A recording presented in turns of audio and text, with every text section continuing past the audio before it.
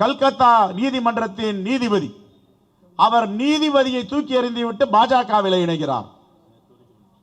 நேற்றை வரை நீதிபதி, உடனே நீதிபதி பதவியை ராஜினாமா செய்துவிட்டு பாஜகவில் இணைந்து நான் போட்டியிடுவேன் என்றுகிறார் என்றால் நீதித்துறையும் விட்டு வைக்கவில்லை, எல்லாவற்றையும் அழைத்து போடுகிறார் மோடி அவர்கள்.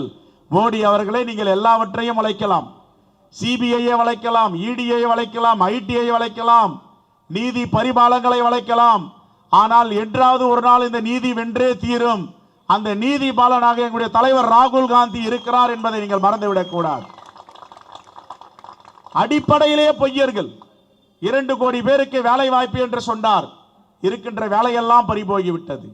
பெட்ரோல் டீசல் விலையை குறைப்பேன் என்று சொன்னார், 2 மடங்காக உயர்ந்திருக்கிறது. எரிவாயு சிலிண்டரை தாய்மார்களுக்காக நான் குறைப்பேன் என்று சொன்னார், 480 ரூபாய் இருந்தது 1000 ரூபாய்க்கு மேல் சென்று விட்டது.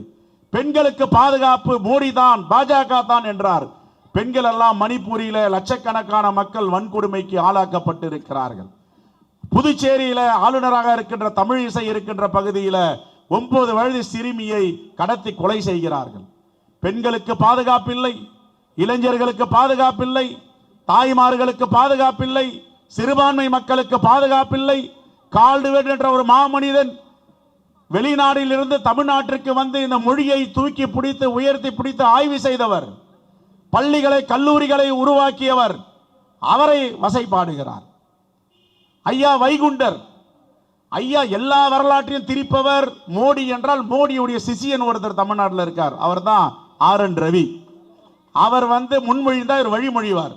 அன்னைக்கு சொல்றார், ஐயா வைகுண்டர் வந்து எதையெல்லாம் தூக்கி பிடித்தாருன்னு சொல்றார், சனாதனத்தை.